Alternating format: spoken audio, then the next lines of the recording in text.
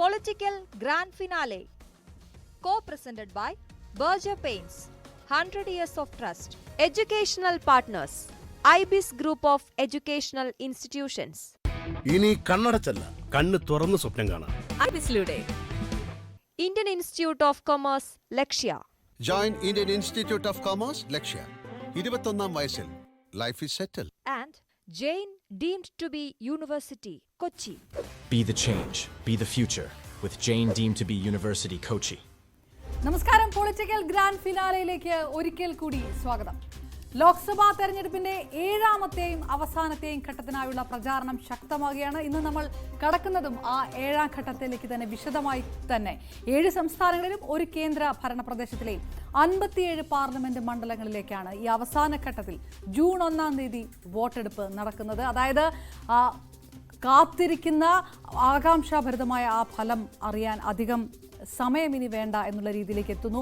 അവസാന ഘട്ടത്തിനായുള്ള ആ പ്രചാരണം കൂടുതൽ ശക്തമാകുമ്പോൾ ഉത്തർപ്രദേശിലെയും പഞ്ചാബിലെയും 13 സീറ്റുകളുണ്ട്. പശ്ചിമ ബംഗാളിൽ 9 സീറ്റുകൾ, ബീഹാറിൽ 8 സീറ്റുകൾ, ഒഡീഷയിൽ 6 സീറ്റുകൾ ഇത്തവണ, ഹിമാചൽ പ്രദേശിൽ 4, ഝാർഖണ്ഡിൽ 3, കേന്ദ്രഭരണ പ്രദേശമായ ചണ്ഡീഗഡിലെ 1 സീറ്റ്. അങ്ങനെയാണ് തെരഞ്ഞെടുപ്പ്. 904 സ്ഥാനാർത്ഥികൾ ഈ ഘട്ടത്തിൽ മത്സരിക്കുകയും ചെയ്യുന്നു. മനു, 1 മുതൽ 6 വരെ വളരെ വ്യത്യസ്തമെന്നൊക്കെ പറയുന്ന രീതിയിൽ തന്നെ, അല്ലെങ്കിൽ പ്രതീക്ഷിക്കാത്ത തരത്തിലുള്ള ട്വിസ്റ്റുകളും ടേണുകളും ഒക്കെ കടന്ന പ്രചാരണ വിഷയങ്ങളിലേക്ക് പോയി.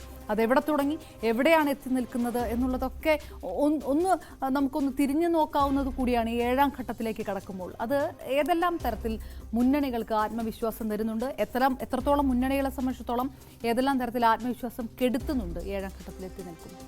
സ്വാഭാവികമായും ഇപ്പോൾ ഇന്ത്യ മുന്നണിയിൽ വലിയൊരു ആത്മവിശ്വാസം വന്നിട്ടുണ്ട് എന്നാണ് അവരുടെ ഒരു അവകാശവാദം. നേരത്തെ അവർ ഈ തെരഞ്ഞെടുപ്പിൽ എത്ര എത്തും, അല്ലെങ്കിൽ എത്ര സീറ്റ് നേടും എന്നൊക്കെ പറയാൻ വിമുഖത കാണിച്ചു നിന്ന് അവിടെ നിന്ന് ഇന്ത്യ മുന്നണി ഇപ്പോൾ ഏതായാലും BJPക്ക് വേണ്ട ഭൂരിപക്ഷം കിട്ടില്ല, നരേന്ദ്രമോദി അടുത്ത പ്രധാനമന്ത്രിയാകില്ല, അടുത്ത പ്രധാനമന്ത്രി ഇന്ത്യ മുന്നണി തീരുമാനിക്കും എന്നൊക്കെയുള്ള അവകാശവാദങ്ങളുമായി വരുന്നുണ്ട്.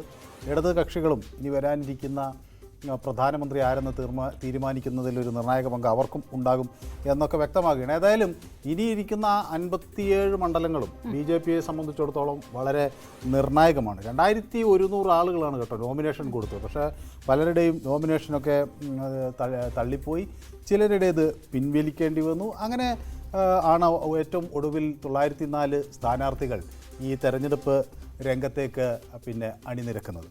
അപ്പോൾ സ്വാഭാവികമായും ഇനി ഈ ഏറ്റവും അവസാന ഘട്ടത്തിൽ വരുന്ന മണ്ഡലങ്ങൾ പ്രധാനമായും BJPക്ക് ഏറ്റവും നിർണായകമായ മണ്ഡലങ്ങളാണ്.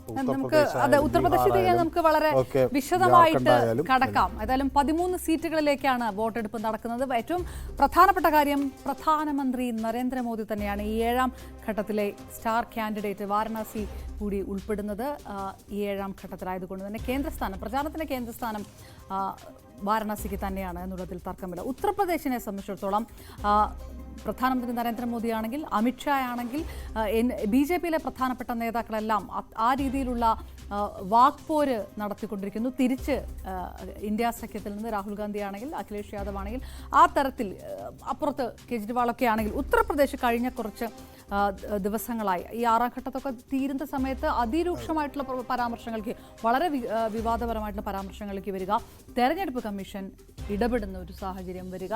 അങ്ങനെ ഇനി ഉത്തർപ്രദേശിനെ സംബന്ധിച്ചിടത്തോളം ഇത്തവണത്തെ 7ാം ഘട്ടത്തിൽ പ്രധാനമന്ത്രി നരേന്ദ്രമോദിയുടെ സ്ഥാനാർത്ഥിത്വം എന്നതിനപ്പുറത്തേക്ക് കൂടി പ്രതീക്ഷിക്കേണ്ടത് എന്ത് തരംഗമാണ്?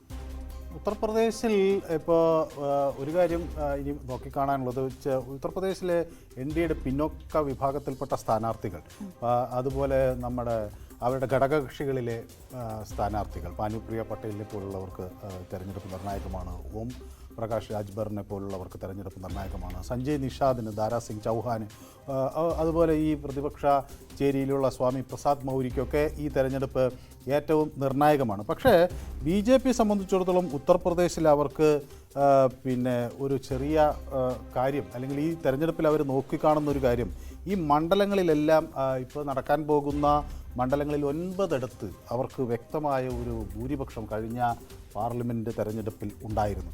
അപ്പോൾ അത് നിലനിർത്തുക എന്നത് BJPക്ക് ഒരു പ്രധാന വിഷയമാണ്. അതോടൊപ്പം തന്നെ അവരുടെ ഘടകകക്ഷി അപ്നാദൾ, സോണിലാൽ വിഭാഗത്തിന് അനുപ്രിയ പട്ടേലിനെ പോലുള്ളവർക്ക് 2 മണ്ഡലങ്ങൾ അവരുടെ ഒരു അധീനതയിൽ വലിയ ശക്തിയായുള്ള റോബർട്ട് ഗഞ്ചും മിർസാപൂർ. അതേസമയം രണ്ട് സീറ്റിൽ സിറ്റിംഗ് എം പി ADS-ന്റെ സിറ്റിംഗ് എം പിമാരാണ് ഇത്തവണ നടക്കുന്ന ഈ 13. 2 പേരിൽ SP ആണ്. 2 പേർ, ബാക്കിയുള്ളവരെല്ലാം സ്വാഭാവികമായും NDAയിൽ നിന്ന് വന്നവരാണ്. പക്ഷേ ഇവിടെ നമ്മളിപ്പോൾ ഇപ്പോൾ വലിയൊരു അവകാശവാദം മറുപക്ഷത്ത് നിന്ന് ഉയരുന്നുണ്ട്. അവസാന ഘട്ടമാകുമ്പോഴേക്കും ഞങ്ങൾ വിജയിക്കുന്നു. പക്ഷേ അങ്ങനെയൊക്കെ ഉത്തർപ്രദേശിലൊക്കെ വിജയിക്കണമെങ്കിലുള്ളൊരു സാഹചര്യം നോക്കൂ. ഇപ്പോൾ മഹാരാജ് ഗഞ്ച് തന്നെ എടുക്കാം. അവിടെയാണ് BJPയുടെ ഒരു വലിയ കോട്ട. കഴിഞ്ഞ തവണ അവിടെ പങ്കജ് ചൗധരി ജയിച്ച വോട്ട് 3,40,000-ന്റെ ഭൂരിപക്ഷമാണ്. ഗോരഖ്പൂർ ആണ് അടുത്ത. ഗോരഖ്പൂർ എടുത്തു പറയണമെന്ന് വിചാരിക്കുകയാണ്. കാരണം രവി കിഷൻ മത്സരിക്കുന്ന മണ്ഡലം ലാപത്ത ലേഡീസ് വഴി കൂടുതൽ പ്രശസ്തിയിലേക്കൊക്കെ നിൽക്കുന്ന ഒരു സാഹചര്യത്തിൽ കൂടിയാണ്. പക്ഷേ ഗോരഖ്പൂരിന്റെ സ്വഭാവം നമുക്കറിയാം. യോഗി ആദിത്യനാഥിന്റെ മണ്ഡലമാണ്. അതോടൊപ്പം അതുമാത്രമല്ല, അദ്ദേഹത്തിന്റെ ഗുരു മഹന്ത അവൈദ്യനാഥിന്റെ മണ്ഡലമാണ്. എത്രയോ കാലങ്ങളായി. അതെ, BJPക്ക് പ്രാമുഖ്യമുള്ള മണ്ഡലം. ഇങ്ങനെ ഒരു വാർത്താ പ്രാധാന്യം കൂടെ അതിനകത്ത് കിട്ടി. കഴിഞ്ഞ തവണ 3 ലക്ഷത്തിലധികം വോട്ടുകൾ കൂടിയാണ് രവികൃഷ്ണൻ അവിടെ ജയിച്ചത്. സ്വാഭാവികമായിട്ടും SP ആണ് അപ്പുറത്ത് വരികയും ചെയ്യുന്നത്. ഇതിനകത്ത് നേരത്തെ പറഞ്ഞ പോലെ പ്രധാനമന്ത്രി നരേന്ദ്രമോദി. അതുമാത്രമല്ല, ഇനി അടുത്തിപ്പോൾ കുഷിനഗർ എടുക്കുമ്പോൾ അവിടെ 3,37,000 വോട്ടുകൾക്കാണ് ജയിച്ചിട്ടുള്ളത്. ദിയോറ എടുക്കുമ്പോൾ 2,49,000 വോട്ടുകൾക്കാണ് BJP സ്ഥാനാർത്ഥി ജയിച്ചിട്ടുള്ളത്. ബൻസോൺ എടുത്താൽ 1,53,000 വോട്ടുകൾക്കാണ് ജയിച്ചിട്ടുള്ളത്. സലീംപൂർ മണ്ഡലത്തിലും സമാനമായി BJPക്കൊരു മേൽക്കൈയുള്ളതാണ്. വാരണാസി പ്രധാനമന്ത്രിയുടെ മണ്ഡലമാണ്. അപ്പോൾ സ്വാഭാവികമായും അവിടെയൊക്കെ ശക്തമായ ഒരു സ്വാധീനമാകാൻ അവർക്ക് കഴിഞ്ഞിട്ടുണ്ട്. SP ജയിച്ച ഘോഷിയിൽ അവർക്ക് അതേപോലെ 1,22,000 വോട്ടിൻ്റെ ഭൂരിപക്ഷവും ഉണ്ടായിരുന്നു. സേലംപൂരിൽ BJPക്ക് 1,12,000 വോട്ടിൻ്റെ ഭൂരിപക്ഷം ഉണ്ടായിരുന്നു. ഗാസിപ്പൂരിലും പിന്നെ 1,19,000 വോട്ടിൻ്റെ ഭൂരിപക്ഷം സമാജ്വാദി പാർട്ടിക്കുണ്ടായിരുന്നു. അപ്പോൾ ഈ സമാജ്വാദി പാർട്ടിക്കുള്ള മണ്ഡലങ്ങളിൽ അവർക്ക് വ്യക്തമായ ആധിപത്യമുണ്ട്. BJPക്കുള്ള മണ്ഡലങ്ങളിൽ അവർക്ക് വ്യക്തമായ ആധിപത്യമുണ്ട്. ഇപ്പോൾ ഇത്രയും വോട്ടുകൾ മറിഞ്ഞ് ഒരു പക്ഷത്തേക്ക് ഇത് വരുമോ എന്ന ചോദ്യമാണ്. ഈ പ്രധാനമന്ത്രി നരേന്ദ്രമോദി വളരെ ശക്തമായിട്ട് വിമർശിച്ചുകൊണ്ടേയിരിക്കുകയാണ് കോൺഗ്രസ് നേതാക്കളെ, സമാജ്വാദി പാർട്ടി. ഉത്തർപ്രദേശിൽ ഈ കഴിഞ്ഞ ദിവസങ്ങളായിട്ട് 6ാം ഘട്ടത്തിലും ആ തരത്തിലുള്ള വലിയ വിമർശനങ്ങളും പരിഹാസം നിറഞ്ഞ വാക്കുകളും ഒക്കെ പ്രധാനമന്ത്രി നരേന്ദ്രമോദിയുടെ ഭാഗത്തുനിന്ന്. ഇപ്പോൾ BJPക്ക് ഇപ്പോൾ ഈ നടക്കുന്ന ഈ മണ്ഡലങ്ങളിൽ ഏറ്റവും കൂടുതൽ 13 സീറ്റുകളിലും മുൻതൂക്കം BJPക്കാണെങ്കിലും BJP 2019 തിരിച്ചടി നേരിട്ട ഘോഷി എന്ന മണ്ഡലത്തിലായിരുന്നു ഇന്ന് പ്രധാനമന്ത്രി നരേന്ദ്രമോദി ഉള്ളത്. അവിടെ അത് മാത്രമല്ല കേട്ടോ, വേറൊരു കാര്യം, ഈ കഴിഞ്ഞ കാലങ്ങളിൽ തന്നെ ഉത്തർപ്രദേശ് തൂത്തുവാരാനുള്ള ശ്രമങ്ങൾ BJP നേരത്തെ തന്നെ ആരംഭിച്ചിരുന്നു. അവർ തോറ്റു നിന്ന ഈ 14 മണ്ഡലങ്ങൾ കേന്ദ്രീകരിച്ച് വ്യാപകമായ ഗൃഹസമ്പർക്ക പരിപാടികൾ അവിടെ സംഘടിപ്പിച്ചു. അതോടൊപ്പം തന്നെ അവിടേക്ക് ഈ സമ്പർക്ക് അഭിയാൻ എന്ന പേരിൽ ഒരു ക്യാമ്പയിൻ തന്നെ ആ മണ്ഡലങ്ങളിൽ കൊണ്ടുവന്നു. അതോടൊപ്പം തന്നെ അവിടെ ഈ കേന്ദ്ര സർക്കാരിൻ്റെ പദ്ധതികളിൽ നിന്ന് ഗുണഭോക്താക്കളായിട്ടുള്ളത്, അതായത് വിട്ടുപോയ വോട്ടർമാരെ തിരികെ BJPയിലേക്ക് കൊണ്ടുവരാനുള്ള ഈ ഗുണഭോക്താക്കളെ നേരിട്ട് കണ്ട് ഇത് കേന്ദ്ര സർക്കാർ പദ്ധതികളാണ് എന്ന് പറഞ്ഞ് അവരെ ചെയ്യുന്നതിനൊക്കെ വലിയ തോതിലുള്ള പിന്നെ ഒരു നടപടി ഉണ്ടായി. ഈ ചില മണ്ഡലങ്ങളുണ്ടല്ലോ, ഇപ്പോൾ ഗാസിപ്പൂർ ആയാലും അല്ലെങ്കിൽ ലാൽഗഞ്ച്, നാഗിന, ബിജ്നോർ, അംബേദ്കർ നഗർ, അതുപോലെ ഘോഷി, സംബൽ തുടങ്ങിയ പ്രദേശങ്ങൾ, മെയിൻപുരി, റായ്ബറേലിയിലൊക്കെ അടിത്തട്ടിൽ വലിയ പ്രവർത്തനം നടന്നു എന്നാണ്. ഒരുപക്ഷെ അവിടെ എത്രമാത്രം അതൊക്കെ വിജയിക്കുമെന്ന് എനിക്കറിയില്ല. പക്ഷേ അവിടെ വോട്ടുകൾ BJPക്ക് വർദ്ധിക്കാനുള്ള സാധ്യതയുണ്ടെന്നാണ് അവരുടെ ഒരു. അപ്പോൾ അങ്ങനെ ഘോഷിയും BJPക്കൊപ്പം നിൽക്കാതിരുന്ന മണ്ഡലമാണ്. ഇന്ന് വലിയ രീതിയിലുള്ള ഒരു പ്രചാരണ റാലി തന്നെ നടത്തുകയായിരുന്നു പ്രധാനമന്ത്രി നരേന്ദ്രമോദി. ഈ കഴിഞ്ഞ ദിവസങ്ങളെല്ലാം പറഞ്ഞതുപോലെ SPക്കെതിരെ, കോൺഗ്രസിനെതിരെ രൂക്ഷമായ വിമർശനം. SPയും കോൺഗ്രസ് കുടുംബവും കോൺഗ്രസും അവരുടെ കുടുംബവാദവും നാടിനെ മാഫിയയുടെയും ദാരിദ്ര്യത്തിൻ്റെയും മേഖലയാക്കി എന്നാണ് നരേന്ദ്രമോദി പറഞ്ഞത്. പക്ഷേ ജനങ്ങൾക്കറിയാം ആരെയാണ് തെരഞ്ഞെടുക്കുന്നത്. ജനങ്ങൾക്കൊപ്പം നിൽക്കുന്നവരെയാണ് ജനം എപ്പോഴും തെരഞ്ഞെടുക്കുന്നതെന്നും മോദി പറയുകയുണ്ടായി. പ്രധാനമന്ത്രിയുടെ വാക്കുകളിലേക്ക്. सपा कांग्रेस के परिवार ने, उनके परिवारवाद ने पूर्वांचल को माफिया का क्षेत्र बना दिया था। अभाव, गरीबी, लाचारी का क्षेत्र बना दिया था। लेकिन 10 साल से पूर्वांचल देश का प्रधानमंत्री चुन रहा है।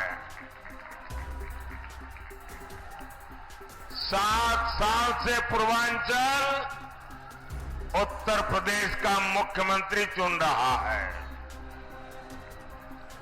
और इसलिए पूर्वांचल सबसे खास है। घोसी, बलिया और सलेमपुर सिर्फ एमपी नहीं बल्कि देश का पीएम चुन रहे हैं। റൈറ്റ്, ഇനി നമുക്ക് ഉത്തർപ്രദേശിൽ നിന്ന് പഞ്ചാബിലേക്ക് കിടക്കാം. ഒറ്റഘട്ടമായിട്ട് പഞ്ചാബിൽ തെരഞ്ഞെടുപ്പ് നടക്കുമ്പോൾ 13 സീറ്റുകളിലേക്കും പഞ്ചാബിലേക്കും നടക്കുന്നത് ഗുരുദാസ്പൂർ, അമൃത്സർ, ഖദൂർ സാഹിബ്, ജലന്ധർ, ഹോഷിയാർപൂർ, നന്ദപൂർ സാഹിബ്, ലുധിയാന, ഫത്തേഗഡ് സാഹിബ്, ഫരീദ്കോട്ട്, ഫിറോസ്പൂർ, ബത്തിൻഡ, സംഗ്രൂർ, പട്യാല എന്നീ മണ്ഡലങ്ങളിലാണ് വോട്ടെടുപ്പ് നടക്കുന്നത്. ഇത്തവണ ഇന്ത്യ സഖ്യത്തിൻ്റെ ഒരു പ്രതീക്ഷ, ഒരു വശത്ത് മാറി നിന്ന കർഷകർക്കൊപ്പം നിൽക്കുകയാണ് തങ്ങളെന്ന് വിശ്വസിപ്പിക്കാനുള്ള എല്ലാ തരത്തിലുള്ള ഒരു നീക്കമാണ് പ്രചാരണ സമയത്തൊക്കെ BJP നടത്തിയത്. പ്രത്യേകിച്ച് കഴിഞ്ഞ 6ാം ഘട്ടത്തിലൊക്കെ വളരെ ശക്തമായിട്ട്, അതായത് കർഷക വിഷയങ്ങൾ തന്നെയാണ് പഞ്ചാബിൽ പ്രധാനമായിട്ടും ഉയർത്തിപ്പിടിക്കുന്നത് എന്ന് തന്നെ വിലയിരുത്തുന്നു. അല്ല, അവിടെ BJPയെ സംബന്ധിച്ചിടത്തോളം കഴിഞ്ഞ തെരഞ്ഞെടുപ്പിൽ വലിയൊരു പ്രകടനം കാഴ്ചവെക്കാൻ പറ്റാത്ത ഒരിടമാണ് പഞ്ചാബ്. അവിടെ ഇപ്പോൾ നമുക്ക് ഒരു ഗുർദാസ്പൂരിലും അല്ലെങ്കിൽ ഹോഷിയാർപൂരിലും ഒഴിച്ചാൽ ആ 2 മണ്ഡലങ്ങളിൽ BJPക്ക് ജയിക്കാൻ കഴിഞ്ഞു. ഒരു മണ്ഡലത്തിൽ ആം ആദ്മി പാർട്ടി ജയിക്കുകയും ചെയ്തു. അപ്പോൾ സ്വാഭാവികമായും അവിടെ 2ഇടത്ത് ഒഴിച്ചു നിർത്തിയാൽ BJPക്ക് വലിയൊരു മേൽക്കൈ ഉണ്ട് എന്ന് പറയാനുള്ളൊരു സാഹചര്യം പഞ്ചാബിൽ ഇല്ല. പക്ഷേ ഇപ്പോൾ ഒരു പ്രതീക്ഷ ഇന്ത്യ സഖ്യത്തിൻ്റെ ഈ ഭിന്നിപ്പിലാണ്. പക്ഷേ അവിടെ 4 പേരും 4 തരത്തിൽ മത്സരിക്കുന്നു. അത് BJP എങ്ങനെ അത് കർഷകരുടെ വോട്ട് അത് അത്തരം എന്ന് വെച്ചാൽ ഈ BJP വിരുദ്ധമായി ചിന്തിക്കുന്ന ആളുകളുടെ വോട്ടുകൾ 3ആയി ഭിന്നിച്ചു പോകും എന്ന ഒരു പ്രതീക്ഷയാണ് BJPക്കുള്ളത്. അത് വെച്ചുകൊണ്ടാണ് അവർ ഇത്തവണ തെരഞ്ഞെടുപ്പിനെ നേരിടുന്നത്. കഴിഞ്ഞ തവണ ഇപ്പോൾ ഗുർദാസ്പൂരിൽ ഒരു നമ്മുടെ ധർമ്മേന്ദ്രയുടെ മകൻ സണ്ണി ഡിയോളിനെ ഇറക്കിയാണ് അവിടെ ഒരു തരംഗം BJP സൃഷ്ടിച്ചെടുത്തത്. അതല്ലാതെ അത് സ്വാഭാവികമായും ഒരു പൊളിറ്റിക്കൽ വോട്ട് എന്ന് പറയാനാകില്ല. കാരണം ധർമ്മേന്ദ്ര നമുക്കറിയാലോ, ഒരു കാലത്ത് നമ്മുടെ വെള്ളിത്തിരയുടെ താരരാജാവാണ്. അദ്ദേഹത്തിന്റെ മകൻ എന്ന് പറയുമ്പോൾ മകൻ അത്ര താരരാജാവല്ലെങ്കിലും പക്ഷേ പഞ്ചാബും കേന്ദ്രീകരിച്ചുള്ള ഗദ്ദാർ അടക്കമുള്ള വലിയ അങ്ങനെയുള്ള പടങ്ങളിൽ നായകനായ ഒരാൾ കൂടിയാണ് സണ്ണി ഡിയോൾ. സ്വാഭാവികമായിട്ടും ആ ഒരു പൾസ് കൂടി ഉണ്ടാകും അദ്ദേഹത്തിന്. അത് ഒരു പക്ഷേ അവിടെ അതുകൊണ്ട് അങ്ങനെയായിരിക്കാം വോട്ട് കിട്ടിയതെന്ന്. അതല്ലാതെ ആകെ ഈ സോം പ്രകാശ് മാത്രമേ BJPയുടെ ഒരു മുൻ കേന്ദ്രമന്ത്രിയും ഒക്കെ ആയിരുന്നു. സോം പ്രകാശ് മാത്രമേ അവിടെ നിന്ന് ഒരു വിജയം അവിടെ ഉണ്ടായിട്ടുള്ളൂ. അപ്പോൾ സ്വാഭാവികമായും ആ ഒരു മാറ്റം പഞ്ചാബിൽ BJPയെ സംബന്ധിച്ച് വരുത്തേണ്ടതുണ്ട്. ഈ 13 മണ്ഡലങ്ങളിൽ മത്സരിക്കുമ്പോൾ അവിടെ വലിയൊരു മാറ്റം BJPക്ക് ഉണ്ടായാൽ മാത്രമേ BJPക്ക് അവിടെ ഒരു വിജയം നേടാൻ കഴിയുള്ളൂ. പക്ഷേ അവിടെ ഇപ്പോൾ ഉള്ളൊരു സ്റ്റേറ്റസിൽ അത് കോൺഗ്രസിനോ ആപ്പിനോ ആർക്കൊപ്പം ആ ജനം നിൽക്കുന്നു എന്നൊരു ചോദ്യം. രണ്ടാമത്തേത്, ഒരുപക്ഷെ ഡൽഹിയേക്കാൾ മുമ്പ് ഒരു ലോക്സഭാ സ്ഥാനാർത്ഥിയെ ആം ആദ്മിക്ക് വേണ്ടി ജയിപ്പിച്ചൊരു സംസ്ഥാനമാണ് പഞ്ചാബ്.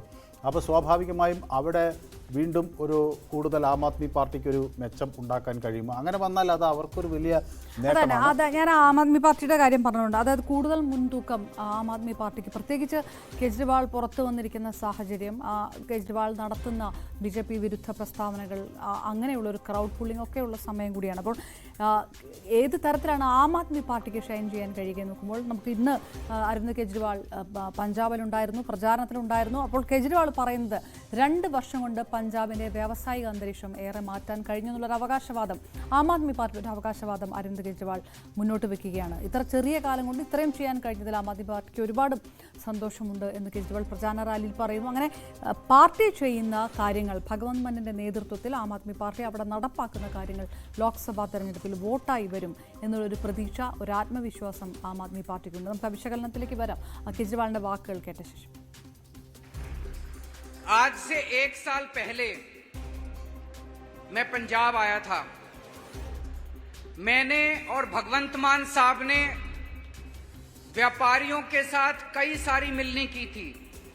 हम दोनों अमृतसर गए, जलंधर गए, लुधियाना गए, मोहाली गए और वहां पे हर शहर के व्यापारियों को और उद्योगपतियों के साथ बैठ के 3-3 घंटे तक हमने मीटिंग की थी।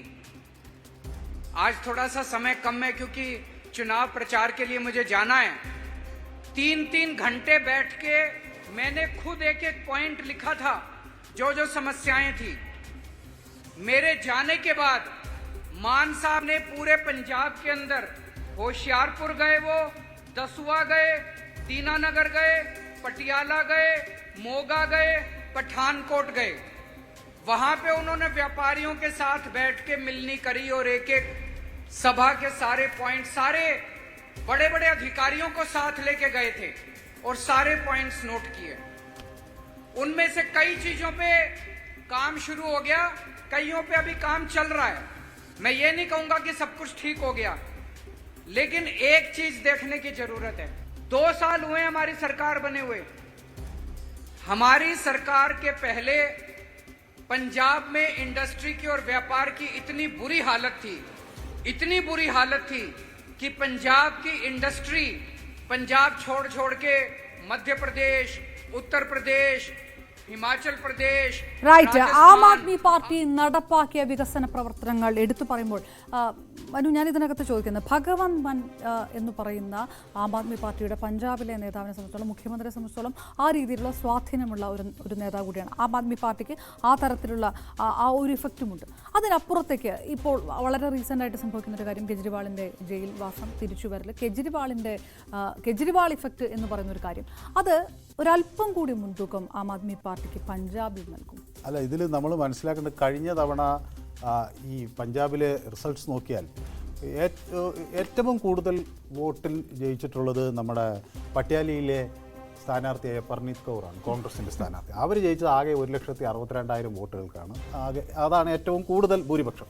ഈ പർണീത് കൗർ ഇത്തവണ BJPയിലേക്ക് ചേർന്നിരിക്കുക. പർണീത് കൗർ മാത്രമല്ല, അവർക്കൊപ്പം നമ്മുടെ പിന്നെ റവ്നീത് സിംഗ് ബിട്ടു, അതുപോലെ നിരവധി പേർ, കോൺഗ്രസ് സുശീൽ കുമാർ റിങ്കു തുടങ്ങിയവരൊക്കെ BJPയിലേക്ക് വന്നിരിക്കുകയാണ്. ഇപ്പോൾ ആം ആദ്മി പാർട്ടി ജയിച്ച സംഗ്രൂറിൽ ആകെ അവർ ജയിച്ചത് 1,10,000 വോട്ടുകൾക്കാണ്. അത് ഒരു നല്ല ഭൂരിപക്ഷം എന്ന് തന്നെ നമുക്ക് വിലയിരുത്താം. അവിടെ പക്ഷേ ആ സ്ഥാനാർത്ഥി ഭഗവന്ത് മാനായിരുന്നു. ഇത്തവണ സ്ഥാനാർത്ഥി അദ്ദേഹമല്ല. അപ്പോൾ സ്വാഭാവികമായും ആ തിളക്കം അവിടെ ഉണ്ടോ എന്ന സംശയം ഒരു വശത്ത് നിൽക്കുന്നു. പിന്നെ ഒരു പ്രധാന സീറ്റ് എന്ന് പറയുന്നത് ഫിറോസ്പൂറാണ്. അവിടെ സ്വാഭാവികമായും ഒരു SAD എന്ന നിലയിൽ ശിരോമണി അകാലി ദളിനാണ് അവിടെ ഒരു സാന്നിധ്യം. ശിരോമണി അകാലി ദൾ ഏത് ഘട്ടത്തിലും BJPയുമായി സഹകരിച്ചേക്കാം എന്ന് സ്വാഭാവികമായി കരുതേണ്ട ഒരാളാണ്. സുഖ്ബീർ സിംഗ് ബാദലാണ് അവിടുന്ന് കഴിഞ്ഞ തവണ 1,90,000 വോട്ട്. മറ്റുള്ളവരെല്ലാം തന്നെ വളരെ 50,000 തോളം വോട്ടുകളുടെ ഒരു വ്യത്യാസത്തിലാണ്, അല്ലെങ്കിൽ അതിൽ താഴെ വോട്ടുകളുടെ വ്യത്യാസത്തിലാണ് പലയിടത്തും ജയിച്ചിട്ടുള്ളത്. ഇപ്പോൾ രവ്നീത് സിംഗ് ബിട്ടു 76,000 വോട്ടുകൾക്ക് ലുധിയാനയിൽ നിന്ന് ജയിച്ചു, പക്ഷേ അദ്ദേഹം പാർട്ടി വിട്ടു. അപ്പോൾ ഈ കോൺഗ്രസിനെ സംബന്ധിച്ചിടത്തോളം നേരിടുന്ന ഒരു വലിയ വെല്ലുവിളി, ഇവരെല്ലാം പാർട്ടി വിട്ടിരിക്കുന്നു. BJP പാർട്ടി വിട്ടവരെല്ലാം ഉൾക്കൊള്ളിച്ചുകൊണ്ടാണ് ഇപ്പോൾ അവർക്ക് സീറ്റ് അല്ല, അത് പക്ഷേ ആ തരത്തിൽ തന്നെ ഇന്ത്യ സഖ്യം പ്രതിരോധിക്കുന്നില്ല. എന്തുകൊണ്ട് നേതാക്കൾ BJPയിലേക്ക് പോകുന്നു? BJP ഇവരെ ഭീഷണിപ്പെടുത്തുന്നു, കേസെടുക്കുമെന്ന് സമ്മർദ്ദം ചെലുത്തുന്നു, സാമ്പത്തികമായിട്ടുള്ള പ്രലോഭനങ്ങളിൽ വീഴ്ത്തുന്നു. ഇത് പ്രചാരണത്തിൽ അവർ ആ തരത്തിൽ തന്നെ അല്ല. പക്ഷേ അതൊക്കെ സ്വാഭാവികമായി ആളുകൾ അത് ആ വിശ്വാസം നഷ്ടപ്പെടുകയില്ല. അങ്ങനെ പ്രലോഭനത്തിൽ വീഴുന്ന ആളുകളാണ് നേതാക്കളായി ഉള്ളത് എന്ന ചിത്രം വരുന്നു. അപ്പോൾ സ്വാഭാവികമായും ആളുകളിൽ ആ വിരക്തി, അത് കോൺഗ്രസിലേക്ക് ആ വോട്ട് പോകുമോ അതോ ആം ആദ്മി പാർട്ടിയിലേക്ക് ആ വോട്ട് പോകുമോ എന്ന ചോദ്യമാണ് നമുക്ക് മുന്നിലുള്ളത്. അപ്പോൾ BJPയിലേക്ക് പോകും. അപ്പോൾ BJPക്ക് അത് നേട്ടമാക്കാൻ കഴിഞ്ഞാൽ അവർക്ക് ഗുണം ചെയ്യാം. പക്ഷേ കോൺഗ്രസിന് വലിയ ഒരു പാളിച്ച പറ്റുന്ന അവരുടെ നേതാക്കൾ പോകുന്നു എന്നത് അവരെ സംശയത്തിൻ്റെ മുൾമുനയിൽ പഞ്ചാബിൽ വളരെ കൂടുതലായി നിർത്തുന്നു എന്നതാണ്. അതാണ് പഞ്ചാബിലെ ഒരു പൊതു ചിത്രം. നമ്മളിനി ഹിമാചൽ പ്രദേശിലേക്ക് കൂടി കടക്കുന്നു. ലോക്സഭാ തെരഞ്ഞെടുപ്പിൽ കാലാകാലങ്ങളായിട്ട് BJPയും കോൺഗ്രസും തമ്മിൽ കടുത്ത പോരാട്ടം നടക്കുന്ന സംസ്ഥാനങ്ങളിൽ ഒന്നാണ് ഹിമാചൽ പ്രദേശും. 4 ലോക്സഭാ സീറ്റുകളാണ് ഹിമാചലിലുള്ളത്. ഹമീർപൂർ, കാൻഗ്ര, മാണ്ഡി, ഷിംല. ഇതിൽ ഒരെണ്ണം പട്ടികജാതി സംവരണമുള്ള മണ്ഡലമാണ്. ഒറ്റഘട്ടമായിട്ടാണ് തെരഞ്ഞെടുപ്പ് നടക്കുന്നത്. ഈ 2019 BJP 4 സീറ്റ് നേടിയ സ്ഥലം കൂടിയാണ്. ഇപ്പോൾ 6 നിയമസഭാ സീറ്റുകളിലേക്ക് ഉപതെരഞ്ഞെടുപ്പ് കൂടി നടക്കുന്ന ഒരു സാഹചര്യമുണ്ട്. കോൺഗ്രസ് ചാരമാകും എന്ന് ഉള്ള സർവേകളൊക്കെയാണ് ഈ തെരഞ്ഞെടുപ്പിന് തൊട്ട് മുൻപ് വന്നത്. BJP സംബന്ധിച്ചിടത്തോളം മുഴുവൻ സീറ്റുകളും BJP തൂത്തുവാരും എന്നുള്ളൊരു സൂചന. ഈ ആഭ്യന്തര കലാപം വളരെ ശക്തമായിട്ട് നടക്കുന്നത് കൊണ്ട് പ്രത്യേകിച്ച് ഒരു നിയമസഭാ തെരഞ്ഞെടുപ്പ് നടക്കുന്ന ഒരു സാഹചര്യം കൊണ്ടുണ്ട്. അപ്പോൾ പല തരത്തിൽ അത് കോൺഗ്രസിനെ സംബന്ധിച്ചിടത്തോളം അതിനിർണായകമായിട്ടുള്ള ഒരു പരീക്ഷണ ഘട്ടം കൂടിയായി മാറുകയാണ് ഈ രണ്ട് തെരഞ്ഞെടുപ്പുകളും. പക്ഷേ ഇതിലെന്താ എനിക്കിപ്പോൾ ഇതൊക്കെ ഒരു വലിയൊരു ആശങ്ക. കോൺഗ്രസ് വലിയ പ്രതീക്ഷയൊക്കെ വെച്ച് പുലർത്തുന്നുണ്ട്. ഹിമാചൽ അവർക്ക് ഭരണമുള്ളൊരു സ്ഥലമാണല്ലോ. അപ്പോൾ സ്വാഭാവികമായും അവിടെ തിരിച്ചു വരാൻ കഴിയും എന്നൊക്കെയുള്ള ഒരു പ്രതീക്ഷ കോൺഗ്രസിനുണ്ട്. പക്ഷേ അവിടെ എന്നെ സംബന്ധിച്ചിടത്തോളം ഈ കണക്കുകളാണ് വലിയൊരു ഇമ്പോർട്ടൻറ്റ് ഫാക്ടറായി നിൽക്കുന്നത്. ഇപ്പോൾ നമ്മളെടുക്കുക ഹാമിർപൂറിലെടുക്കൂ. അവിടെ ഹിമാചൽ പ്രദേശിൽ മത്സരിക്കുന്ന അനുരാഗ് സിംഗ് താക്കൂർ, നമ്മുടെ കേന്ദ്രമന്ത്രി വാർത്താ വിതരണ പ്രക്ഷേപണ വകുപ്പ് കൈകാര്യം 3,99,000 എന്ന് വെച്ചാൽ 4 ലക്ഷം വോട്ടിൻ്റെയാണ് ഭൂരിപക്ഷം. അടുത്ത കാംഗ്ര എടുക്കൂ. അവിടെ ഹിമാചൽ പ്രദേശിൽ കഴിഞ്ഞ വർഷത്തെ ഭൂരിപക്ഷം 4,77,000 എന്ന് വെച്ചാൽ ഏതാണ്ട് അതും 5 ലക്ഷമായി. മണ്ഡിയിൽ ഹിമാചൽ പ്രദേശിൽ കഴിഞ്ഞ വർഷത്തെ ഭൂരിപക്ഷം 4,05,000 വോട്ടുകളാണ്. കുറവുള്ളത് എന്ന് പറയുന്നത് ഷിംലയിലാണ്. അവിടെ BJP സ്ഥാനാർത്ഥി ജയിച്ചത് ഏറ്റവും കുറവ് ഭൂരിപക്ഷത്തിൽ ജയിച്ചത് 3,27,000.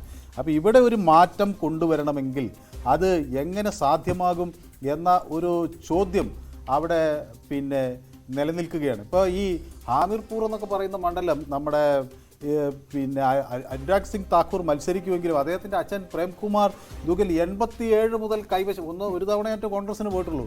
അത്രയും BJPയുടെ പരമ്പരാഗത മണ്ഡലങ്ങൾ അടക്കം ഇതിനകത്തുണ്ട്. കോൺഗ്രസിന് വേണ്ടി മാറി ചിന്തിക്കുമോ ഹിമാചൽ എന്നുള്ളൊരു ചോദ്യം അപ്രസക്തമാണ് എന്ന ഒരു അവരുടെ കുടുംബം പോലെ ഒരു 40 കൊല്ലമൊക്കെ കയ്യിൽ വെച്ചിരുന്ന ഒരു മണ്ഡലമാണ്. അവിടെ ഇത്തവണ ഒരു വലിയ മഹാത്ഭുതം നടക്കുമോ? കഴിഞ്ഞ തവണ 3,99,000 വോട്ടിന് ജയിച്ച മണ്ഡലത്തിൽ ഇവിടെ എന്ന് വെച്ചാൽ അല്ല, ഞാൻ ചോദിക്കുന്നത് ഈ കോൺഗ്രസിനകത്തുണ്ടാകുന്ന വിഷയങ്ങൾ, ആഭ്യന്തരമായിട്ടുള്ള പ്രശ്നങ്ങൾ, അത് കോൺഗ്രസ് പാർട്ടിയെ സംബന്ധിച്ചിടത്തോളം അവർക്ക് തന്നെ ഒരു ആത്മവിശ്വാസം നഷ്ടപ്പെടുത്തുന്നതിലേക്ക് കാര്യങ്ങൾ പോയിട്ടില്ല എന്നുണ്ടോ? അല്ല, സ്വാഭാവികമായും അവിടെ ഇപ്പോൾ ഒരു തെരഞ്ഞെടുപ്പ് നടക്കുന്നത് ലോക്സഭയിലേക്ക് ആയതുകൊണ്ട് തന്നെ കോൺഗ്രസിന് അവിടെ അതിനകത്തുണ്ടായുള്ള പ്രശ്നങ്ങൾ അവരെ ബാധിക്കുമായിരിക്കും. പക്ഷേ സ്വാഭാവികമായും ഞാൻ നോക്കുന്ന അതിൻ്റെയൊക്കെ അപ്പുറത്തേക്ക് ഹിമാചൽ പ്രദേശിലെ ഇവരുടെ ഒരു മേൽക്കൈ. ഇപ്പം നമ്മുടെ അവിടെ ഇപ്പോഴത്തെ സ്ഥാനാർത്ഥി നോക്കും, മണ്ഡിയിൽ കങ്കണ റാവത്താണ് മത്സരിക്കുന്നത്. കങ്കണ റാവത്ത് ഒരു ചലച്ചിത്ര താരമാണ്. BJPയുടെ മണ്ഡലമാണ്. ജയിച്ചിരിക്കുന്നത് 4,77,000 വോട്ടുകൾക്കാണ്. എന്ന് വെച്ചാൽ 5 ലക്ഷം വോട്ടിൻ്റെ ഭൂരിപക്ഷം ഓൾറെഡി BJPക്കുള്ള മണ്ഡലത്തിലാണ് ഒരു ചലച്ചിത്ര താരം ചെന്ന് ഇറങ്ങുന്നത്. വിക്രമാദിത്യ സിംഗ് ഒരു സീസൺഡായിട്ടുള്ള ഇത്തവണ ശക്തമായൊരു എതിരാളിയെ കൊടുത്തിട്ടുണ്ട്. ഞാനില്ലെന്ന് പറയുന്നില്ല. വിക്രമാദിത്യ സിംഗ് അദ്ദേഹം അദ്ദേഹത്തിൻ്റെ അച്ഛനും ഒക്കെ വളരെ അറിയപ്പെടുന്ന രാഷ്ട്രീയ അവിടുത്തെ നേതാക്കളൊക്കെ ആണല്ലോ. പക്ഷേ അതുകൊണ്ടൊന്നും ഈ പ്രശ്നം പരിഹരിക്കുമോ എന്ന ചോദ്യം വലിയ ശക്തമായി അവിടെ ഉണ്ട്. വിക്രമാദിത്യ സിംഗിന് ഈ മണ്ഡലം പിടിക്കാൻ കഴിയുമോ എന്നൊക്കെ ഉള്ളത് എന്നെ സംബന്ധിച്ചിടത്തോളം വലിയ. അതെ, പക്ഷേ കോൺഗ്രസിന് ആത്മവിശ്വാസക്കുറവൊന്നും പ്രകടമാക്കുന്നില്ല. കോൺഗ്രസ് രാഹുൽ ഗാന്ധി തന്നെയാണ് പ്രചാരണത്തിന് മുൻനിരയിൽ ഇപ്പോൾ നിൽക്കുന്നത്. രാഹുൽ ഗാന്ധി ഇന്ന് ഹിമാചൽ പ്രദേശിലായിരുന്നു.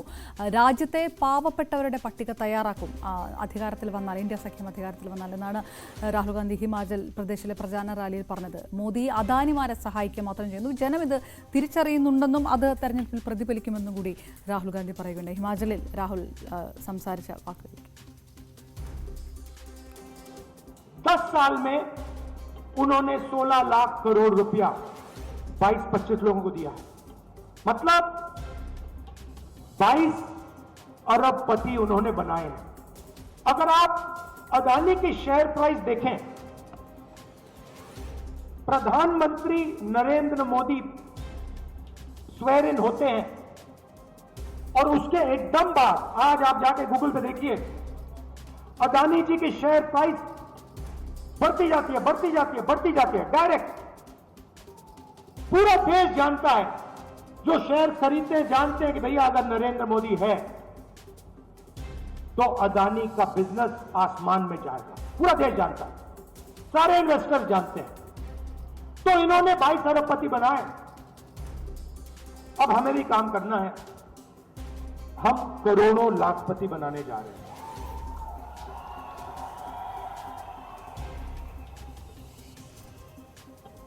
देश के सारे गरीब लोगों की लिस्ट बनेगी. ये हमारा पहला काम होगा. देश के सारे गरीब लोगों की लिस्ट बनेगी.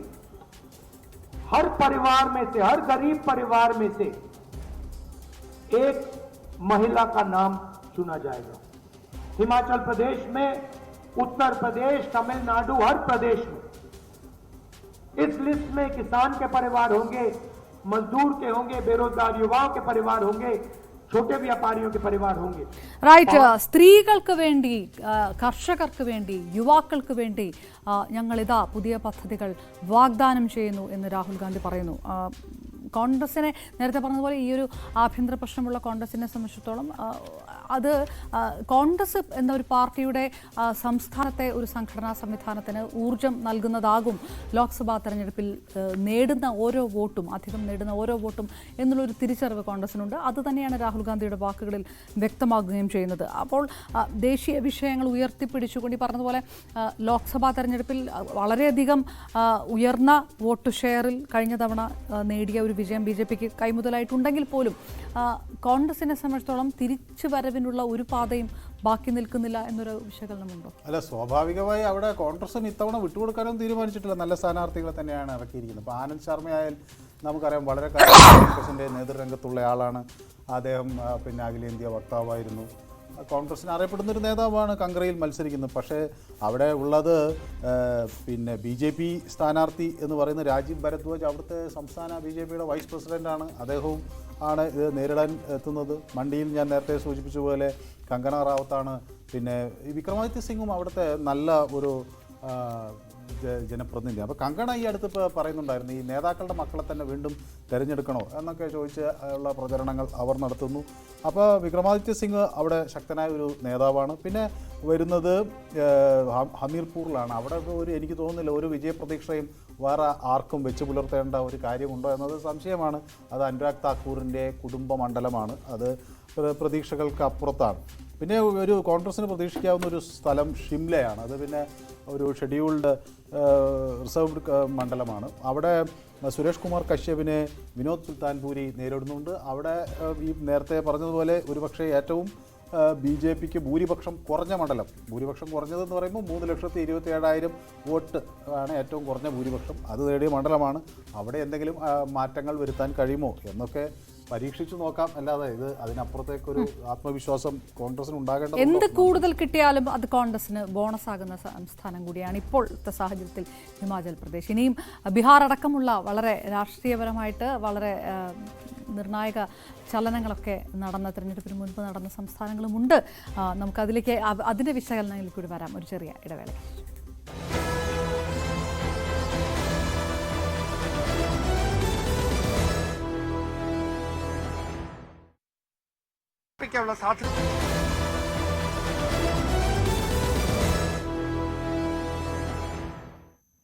IPL നിന്ന് കലാശപ്പോര്.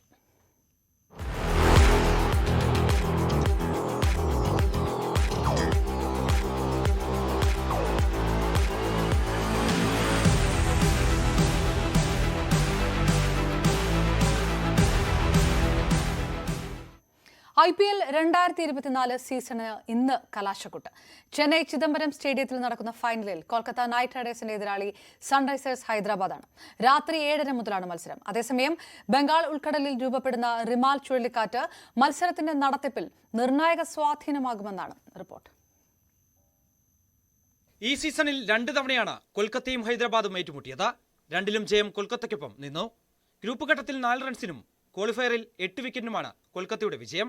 പോയിന്റ് ടേബിളിൽ 1ാം സ്ഥാനക്കാരായി കൊൽക്കത്ത പ്ലേ ഓഫിലെത്തിയപ്പോൾ 2ാം സ്ഥാനക്കാരായാണ് ഹൈദരാബാദിന്റെ പ്രവേശനം. വിസ്ഫോടന ശേഷിയുള്ള ഹൈദരാബാദിന്റെ ബാറ്റിംഗ് നിരയും ടൂർണമെന്റിലെ തന്നെ ഏറ്റവും കരുത്തുറ്റ ബൌളിംഗ് നിരയുള്ള കൊൽക്കത്തയും തമ്മിലാണ് പോരാട്ടം. Travis head, Abhishek Sharma, Magnus Carlsen, Aiden Markram. Hyderabad batting നിരയിലെ ആദ്യ 4 പേരുകൾ ഇങ്ങനെയാണ്. ഏത് ബൌളിംഗ് നിരയുടെയും നെഞ്ചിടിപ്പേറ്റുന്ന ബാറ്റിംഗ് നിര. മറുപടിക്കായി കൊൽക്കത്ത കാത്തുവയ്ക്കുന്നത് ടൂർണമെന്റിലെ തന്നെ ഏറ്റവും വില പിടിച്ച താരമായ മിച്ചൽ സ്റ്റാർക്കിനെയാണ്. ഇതിനു പുറമെ സുനിൽ നരേനും വരുൺ ചക്രവർത്തിയും ചേരുമ്പോൾ ഹൈദരാബാദ് ഭയക്കണം. ചെന്നൈയിലെ വേഗം കുറഞ്ഞ പിച്ചിൽ കളിമികവ് മാത്രം മതിയാകില്ല. ബാറ്റിലേക്ക് പന്ത് വരാൻ മടിക്കുന്ന പിച്ചിൽ മനസാന്നിധ്യവും കാത്തിരിപ്പും ക്ഷമയുമെല്ലാം വിജയത്തിലേക്കുള്ള ഗതി നിർണ്ണയിക്കും. ചെപ്പോക്കിന് മുകളിൽ ഇന്ന് മഴമേഘങ്ങൾ സജീവമാകുമെന്ന റിപ്പോർട്ട് ആരാധകരുടെ നെഞ്ചിരിപ്പേറ്റുന്നുണ്ട്. ഫൈനലിന് വില്ലനായി മഴയെത്തിയാൽ മത്സരം റിസർവ് ഡേയിലേക്ക് നീളും. എന്നാൽ മഴയുടെ തടസ്സമില്ലാതെ മത്സരം കാണാൻ കഴിയുമെന്ന പ്രതീക്ഷയിലാണ് ആരാധകർ. 3ാം കിരീടം ലക്ഷ്യമിട്ട് കൊൽക്കത്തയും 2ാം കിരീടത്തിനായി ഹൈദരാബാദും ഏറ്റുമുട്ടുമ്പോൾ മത്സരം തീപാറുമെന്ന് ഉറപ്പ്.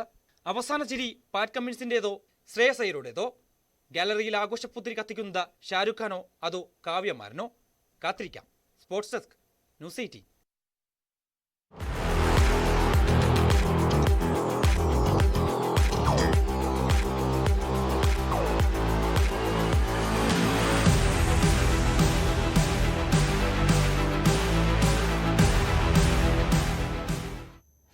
ദേശീയ വാർത്തകൾ കാണാം ചുരുക്കത്തിൽ. നമസ്കാരം. യൂട്യൂബർ ധ്രുവ് രാഠിയുടെ വീഡിയോയ്ക്ക് പിന്നാലെ തനിക്കെതിരെ ബലാത്സംഗ ഭീഷണിയും വധഭീഷണിയും വരുന്നതായി സ്വാതി മലിവാൾ. പരാതി പിൻവലിക്കാൻ AAP നീക്കം നടത്തുന്നുവെന്നാണ് ആരോപണം. യൂട്യൂബ് വീഡിയോയിലൂടെ ഇരയായി തന്നെ അപമാനിച്ചെന്നും സ്വാതി എക്സിൽ കുറിച്ചു. വെന്തുരുകി ഉത്തരേന്ത്യ. രാജസ്ഥാനിലെ ഫലോഡിയിൽ ഇന്നലെ 50 ഡിഗ്രി സെൽഷ്യസ് താപനില രേഖപ്പെടുത്തി. 2019 രാജസ്ഥാനിൽ രേഖപ്പെടുത്തിയ ഉഷ്ണതരംഗത്തിന് ശേഷം രാജ്യത്ത് രേഖപ്പെടുത്തിയ ഏറ്റവും ഉയർന്ന താപനിലയാണിതെന്ന് കാലാവസ്ഥാ വകുപ്പ് അറിയിച്ചു. ബസ് ഓടിക്കുന്നതിനിടയിൽ കുട ചൂടി റീൽസ് ചിത്രീകരണം. ഡ്രൈവറെയും കണ്ടക്ടറെയും സസ്പെൻഡ് ചെയ്തു. നോർത്ത് വെസ്റ്റ് KRDC ധാർവാഡ് ഡിപ്പോയിലെ driver Hanumantha Kiledara, conductor H Anitha എന്നിവരെയാണ് അന്വേഷണത്തെ തുടർന്ന് സസ്പെൻഡ് ചെയ്തത്. മഴക്കാലത്തെക്കുറിച്ച് മുന്നറിയിപ്പ് നൽകാൻ വേണ്ടിയാണ് വീഡിയോ ചിത്രീകരിച്ചതെന്നാണ് ഇവരുടെ വാദം. ജമ്മുവിലെ ബജൽദയിൽ ചരക്ക് ട്രെയിൻ പാളം തെറ്റി. തെറ്റായ സിഗ്നലിംഗ് ആണ് അപകടത്തിന് ഇരയാക്കിയത്. ഇതോടെ വന്ദേ ഭാരത് അടക്കം നിരവധി സർവീസുകൾ റദ്ദാക്കി. ജമ്മു, കത്ര, ഉദ്ധംപൂർ വഴിയുള്ള സർവീസുകളും നിർത്തിവെച്ചു. എഞ്ചിനിൽ പക്ഷിയിടിച്ചതിനെ തുടർന്ന് ഡൽഹിയിലെ സർവീസ് നടത്തുന്ന സ്പേസ് ജെറ്റ് വിമാനം തിരിച്ചിറക്കി. യാത്രക്കാർക്കാർക്കും പരിക്കില്ല. ഇതോടെ ദേശീയ വാർത്തകൾ പൂർണ്ണമാകുന്നു. നമസ്കാരം. കാൻ ചലച്ചിത്രോത്സവത്തിന്റെ അഭിമാനമായി ഇന്ത്യയും മലയാളവും. പായൽ കപാഡിയ സംവിധാനം ചെയ്ത് കനി കുസൃതിയും ദിവ്യപ്രഭയും അഭിനയിച്ച all we imagine as light എന്ന ചിത്രത്തിനാണ് മികച്ച രണ്ടാമത്തെ ചിത്രത്തിനുള്ള ഗ്രാൻഡ് പ്രീ പുരസ്കാരം.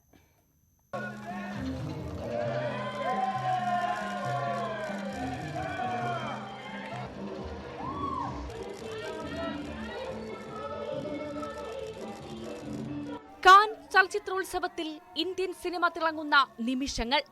അതിൽ ശ്രദ്ധേയമായത് മലയാളി സാന്നിധ്യവും.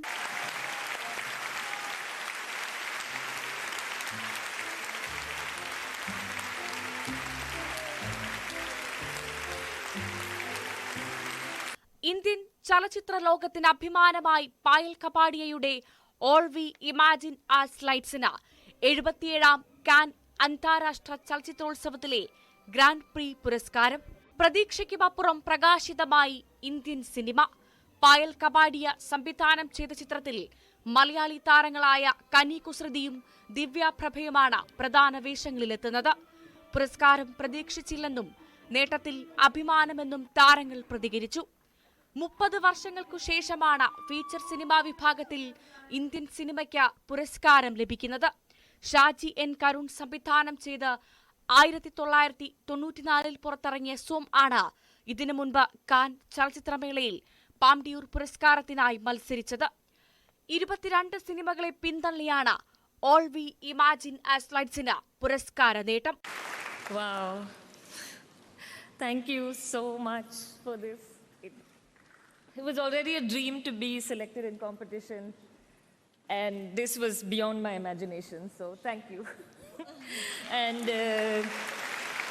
because I'm a huge fan of Miguel Gomes, I follow what he does and also invite my actors here on stage, because without them, I don't think this film would have been possible. It's 3 women who've given me so much and been really contributed to the film like a family and made it their own. So thank you, ladies. Bravo.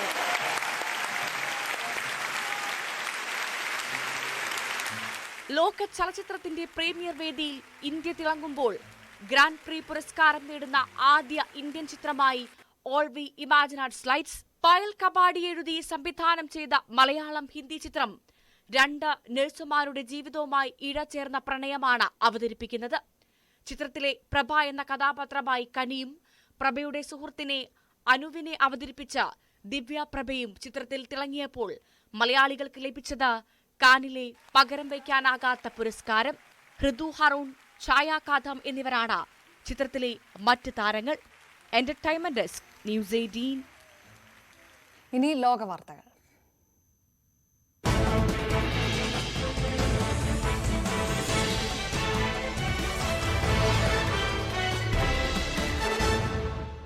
നമസ്കാരം. അന്താരാഷ്ട്ര വാർത്തകളിലേക്ക് സ്വാഗതം.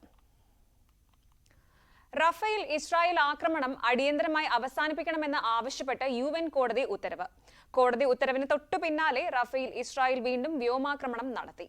ഗാസയിലെ വംശഹത്യക്കെതിരെ ദക്ഷിണാഫ്രിക്ക നൽകിയ ഹർജിയിലാണ് അന്താരാഷ്ട്ര നീതിന്യായ കോടതിയുടെ ഉത്തരവുണ്ടായത്. പലസ്തീൻ രാഷ്ട്രത്തെ അംഗീകരിക്കുമെന്ന് നോർവേ, അയർലൻഡ്, സ്പെയിൻ എന്നീ രാജ്യങ്ങൾ പ്രഖ്യാപിച്ചതിന് പിന്നാലെയാണ് ഹേഗിലെ അന്താരാഷ്ട്ര നീതിന്യായ കോടതിയുടെ തീരുമാനം. ഇതോടൊപ്പം പ്രത്യേക അന്താരാഷ്ട്ര കോടതിയുടെ ചീഫ് പ്രോസിക്യൂട്ടർ ഇസ്രായേൽ പ്രധാനമന്ത്രി ബെന്യാമിൻ നെതന്യാഹുവിനും പ്രതിരോധ മന്ത്രി യോവ് ഗാലന്റിനും ഹമാസിന്റെ നേതാക്കൾക്കുമെതിരെ അറസ്റ്റ് വാറന്റ് പുറപ്പെടുവിക്കണമെന്നും ആവശ്യപ്പെട്ടിട്ടുണ്ട്. കാർഖിവ് പ്രദേശങ്ങളിൽ യുക്രൈൻ നിയന്ത്രണം തിരിച്ചുപിടിച്ചതായും വ്യോമാക്രമണം തുടരുകയാണെന്നും സെലൻസ്കി. ഈ മാസം ആദ്യം റഷ്യൻ സൈന്യം വടക്ക് കിഴക്കൻ കാർഖിവ് മേഖലയിൽ പ്രവേശിച്ച പ്രദേശങ്ങളിൽ യുക്രൈൻ സൈന്യം നിയന്ത്രണം നേടിയതായി പ്രസിഡന്റ് വോളോഡിമർ സെലൻസ്കി അറിയിച്ചു. അതേസമയം കാർഖിവ് നഗരത്തിലുണ്ടായ വ്യോമാക്രമണത്തിൽ ശനിയാഴ്ച 2 പേർ കൊല്ലപ്പെട്ടതായി പ്രാദേശിക ഉദ്യോഗസ്ഥർ അറിയിച്ചു. റഷ്യൻ അതിർത്തിയിൽ നിന്ന് 20 കിലോമീറ്റർ അകലെയാണ് കാർഖിവ്. മുന്നേറ്റത്തിന്റെ ഭാഗമായി സമീപ ആഴ്ചകളിൽ മോസ്കോയുടെ സൈന്യം പ്രദേശത്തെ ഗ്രാമങ്ങൾ പിടിച്ചെടുത്തിരുന്നു. ആക്രമണം ആരംഭിച്ചതിനു ശേഷം യുക്രൈനിയൻ അധികൃതർ 11,000-ലധികം ആളുകളെ മേഖലയിൽ നിന്ന് ഒഴിപ്പിച്ചിരുന്നു. ഗാസയിലെ വെടിനിർത്തലിനും ഹമാസ് ബന്ദികളാക്കിയവരെ മോചിപ്പിക്കുന്നതിനുമുള്ള ചർച്ചകൾ അടുത്തയാഴ്ച പുനരാരംഭിക്കാൻ സാധ്യത.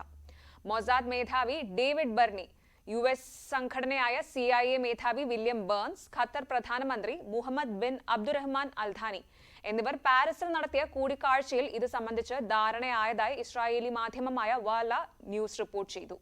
US-ന്റെ സജീവ പങ്കാളിത്തത്തോടെ നേരത്തേതുപോലെ ഖത്തറിന്റെയും ഈജിപ്തിന്റെയും മധ്യസ്ഥതയിൽ തന്നെയാണ് ചർച്ചകൾ നടക്കും എന്നാണ് സൂചന.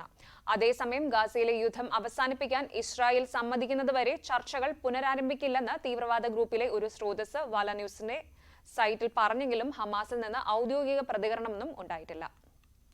ചിലിയിലുണ്ടായ കാട്ടുതീ മനഃപൂർവ്വം സൃഷ്ടിച്ചതെന്ന് കണ്ടെത്തി. സംഭവവുമായി ബന്ധപ്പെട്ട് ഒരു അഗ്നിരക്ഷാ സേനാംഗത്തെയും വനം വകുപ്പ് ഉദ്യോഗസ്ഥനെയും അറസ്റ്റ് ചെയ്തു. 2024 ഫെബ്രുവരിയിലുണ്ടായ കാട്ടുതീ ചിലിയിലെ വാൽപരൈസോ, ഓഹോഗിങ്സ്, മൗൽ, ബയോബിയോ, ലോസ് ലാഗോസ് മേഖലകളിലാണ് പടർന്നത്. 16,000-ലധികം പേരെ ബാധിച്ച ദുരന്തത്തിൽ 137 പേരാണെന്ന് മരിച്ചത്. അറസ്റ്റിലായവരുടെ വീട്ടിൽ നിന്ന് കാട്ടുതീ പടരാൻ കാരണമായ വസ്തുക്കൾ കണ്ടെത്തിയിട്ടുണ്ടെന്നാണ് അന്തർദേശീയ മാധ്യമ റിപ്പോർട്ടുകൾ സൂചിപ്പിക്കുന്നത്. ഉഷ്ണതരംഗത്തിനിടെയുണ്ടായ ചിലിയുടെ ചരിത്രത്തിലെ ഏറ്റവും വലിയ ദുരന്തങ്ങളിലൊന്നായ കാട്ടുതീ അണക്കാൻ വലിയ ശ്രമമാണ് വേണ്ടിവന്നത്. പ്രളയത്തിന് പിന്നാലെ തെക്കൻ ബ്രസീലിൽ വെള്ളത്തിലൂടെ പകരുന്ന ബാക്ടീരിയ രോഗത്തിൽ മരണങ്ങൾ. ഏപ്രിൽ-മെയ് മാസത്തിലുണ്ടായ അപ്രതീക്ഷിത പ്രളയത്തിന് പിന്നാലെയാണ് പുതിയ വെല്ലുവിളി. ലെപ്റ്റോസ്പൈറോസിസ് അഥവാ എലിപ്പനി ബാധിച്ച് ഇതിനോടകം 4 പേരാണ് ബ്രസീലിൽ മരിച്ചത്. ബ്രസീലിലെ റിയോ ഗ്രാൻഡെ ഡോ സൾ സംസ്ഥാനത്ത് ഇതിനോടകം 54 ജലജന്യ രോഗ കേസുകളാണ് റിപ്പോർട്ട് ചെയ്തത്. വെള്ളപ്പൊക്കത്തിൽ 165-ലധികം പേർ മരിക്കുകയും നിരവധി പേരെ ഇനിയും കണ്ടെത്താനുമായിട്ടില്ല. കാനിൽ ഇന്ത്യക്കും മലയാളത്തിനും അഭിമാനം. All we imagine is light എന്ന ഇന്ത്യൻ ചിത്രം കാൻസ് ഫിലിം ഫെസ്റ്റിവലിൽ കാനന്റെ 2ാമത്തെ ഉയർന്ന ബഹുമതിയായ ഗ്രാൻഡ് പ്രിക്സ് നേടി. മുംബൈ സ്വദേശിനിയായ പായൽ കപാഡിയ എന്ന സംവിധായിക ഒരുക്കിയ all we imagine is light എന്ന ചിത്രത്തിനാണ് ഇത്തവണ മികച്ച 2ാമത്തെ ചിത്രത്തിനുള്ള ഗ്രാൻഡ് പ്രീ പുരസ്കാരം ലഭിച്ചത്. 30 വർഷത്തിനിടെ കാനിൽ മത്സരിക്കുന്ന ചിത്രമാണ് എന്ന സവിശേഷത കൂടി ഈ ചിത്രത്തിനുണ്ട്. മലയാളത്തിലും ഹിന്ദിയിലും ഒരുക്കിയ ചിത്രത്തിൽ കേന്ദ്ര കഥാപാത്രങ്ങളായി എത്തിയത് മലയാളി താരങ്ങളായ ദിവ്യപ്രഭയും കനി കുസൃതിയുമാണ്. ലോകവാർത്തകൾ പൂർണ്ണമാകുന്നു. നമസ്കാരം.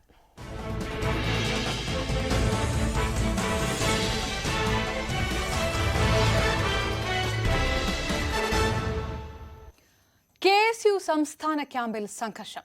നെയ്യാർ ഡാം രാജീവ് ഗാന്ധി സ്റ്റഡി സെന്ററിൽ നടന്ന ക്യാമ്പിലാണ് ഇന്നലെ അർദ്ധരാത്രി സംഘർഷമുണ്ടായത്. KSU മണ്ഡലം ഭാരവാഹിയായ പാറശാല സ്വദേശി സുജിത്തിന് സംഘർഷത്തിൽ പരിക്കേറ്റു. സംഘർഷത്തിന്റെ പശ്ചാത്തലത്തിൽ KSU സംസ്ഥാന ക്യാമ്പ് പിരിച്ചുവിട്ടേക്കും. സംഘർഷത്തെക്കുറിച്ച് KPCCയുടെ 3-അംഗ സമിതി അന്വേഷണം നടത്തും. നെയ്യാർ ഡാമിലെ രാജീവ് ഗാന്ധി സ്റ്റഡി സെന്ററിൽ കഴിഞ്ഞ 3 ദിവസമായി നടന്നുവന്ന KSUവിന്റെ സംസ്ഥാന പഠന ക്യാമ്പിലാണ് ഇന്നലെ അർദ്ധരാത്രി സംഘർഷം ഉണ്ടായത്. KSU സംസ്ഥാന അധ്യക്ഷൻ അലോഷ്യസ് സേവ്യർ ഉൾപ്പെടെയുള്ള മുഴുവൻ ഭാരവാഹികളും പങ്കെടുത്ത കലാപരിപാടികൾ ഉൾപ്പെടെ നടക്കുന്നതിനിടയിലാണ് പ്രവർത്തകർ തമ്മിൽ വാക്കേറ്റമുണ്ടാകുകയും പിന്നീട് അത് സംഘർഷത്തിലേക്ക് വഴിവെക്കുകയും ചെയ്ത സാഹചര്യം ഉണ്ടായത്. കഴിഞ്ഞ 3 ദിവസങ്ങളായി നടന്ന ക്യാമ്പിൽ എല്ലാ ദിവസവും വൈകിട്ട് കലാപരിപാടികൾ നടക്കുന്ന പതിവുണ്ടായിരുന്നു. പക്ഷേ അങ്ങനെ ഇന്നലെ രാത്രി നടന്ന ആ കലാപരിപാടികൾ അത് പിന്നീട് വലിയ തരത്തിൽ തർക്കത്തിലേക്കും സംഘർഷത്തിലേക്കും വഴിമാറുകയായിരുന്നു. അർദ്ധരാത്രി വരെ ഈ സംഘർഷം നീണ്ടു നിൽക്കുന്ന സാഹചര്യമാണ് ഉണ്ടായത്. അതിനിടയിലാണ് പാറശാലയിൽ നിന്നുള്ള KSUവിന്റെ മണ്ഡലം ഭാരവാഹിയായ സുജിത്തിന്റെ വെയിൻ അറ്റുപോകുന്ന തരത്തിൽ ഗ്ലാസിന്റെ ചില്ലുകൊണ്ട് പരിക്കേറ്റത്. ഈ പ്രവർത്തകർ തമ്മിൽ ഉന്തും തള്ളും ഉണ്ടാകുന്നതിനിടയിൽ സുജിത്തിന്റെ കൈ ചില്ലിലിടിച്ച് ചില്ല് ശരീരത്തിലേക്ക് തുളച്ച് കയറുകയായിരുന്നു. ഇയാളെ തിരുവനന്തപുരം നഗരത്തിലെ സ്വകാര്യ ആശുപത്രിയിൽ അടിയന്തര ശസ്ത്രക്രിയയ്ക്ക് വിധേയനാക്കിയിരിക്കുകയാണ്. എന്തായാലും അടിയന്തരമായി തന്നെ ഇതുമായി ബന്ധപ്പെട്ട അന്വേഷണം നടത്തി റിപ്പോർട്ട് സമർപ്പിക്കാനാണ് KPCC അധ്യക്ഷൻ K. സുധാകരൻ 3 KPCC ഭാരവാഹികളെ ഈ സമിതിയുമായി ബന്ധപ്പെട്ട് നിയോഗിച്ച് നിർദ്ദേശം നൽകിയിരിക്കുന്നത്. KPCC ഭാരവാഹികളായ പടകുളം മധു, MM നസീർ, AK ശശി തുടങ്ങിയവരാകും ഇതുമായി ബന്ധപ്പെട്ട അന്വേഷണം നടത്തി KPCC അധ്യക്ഷന് റിപ്പോർട്ട് സമർപ്പിക്കുക. ആ റിപ്പോർട്ടിന്റെ അടിസ്ഥാനത്തിലാകും ഈ വീഴ്ച വരുത്തിയ നേതൃത്വത്തിലുള്ള ഭാരവാഹികൾ ഉൾപ്പെടെയുള്ളവർക്കെതിരെ തുടർ നടപടികൾ എങ്ങനെ വേണമെന്ന കാര്യത്തിൽ പാർട്ടി നേതൃത്വം ധാരണയിലേക്ക് എത്തുക. ലീഗ് സമസ്ത തർക്കത്തിൽ പ്രതികരണവുമായി PK കുഞ്ഞാലിക്കുട്ടി. പ്രശ്നങ്ങൾ വരും, അതൊക്കെ പരിഹരിക്കപ്പെടുമെന്നും PK കുഞ്ഞാലിക്കുട്ടി പറഞ്ഞു.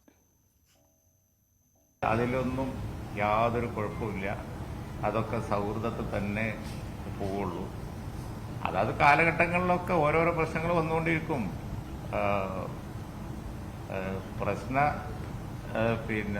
സങ്കീർണ പ്രശ്നങ്ങളൊക്കെ ആയിട്ടുള്ള കലുഷിതമായ ഒരു സമൂഹമല്ലേ നമ്മുടേത്.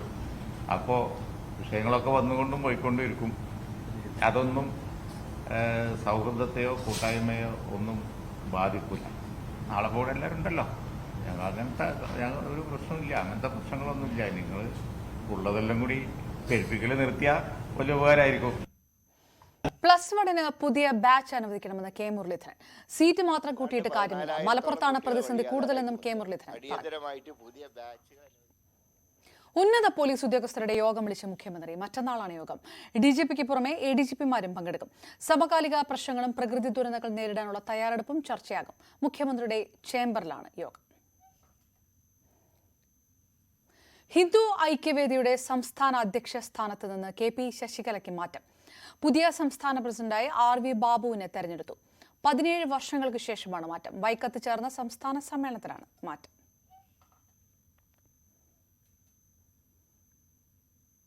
വീണ്ടും ഇടവേള.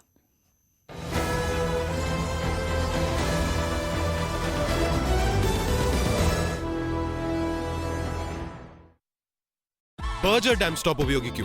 പുതിയ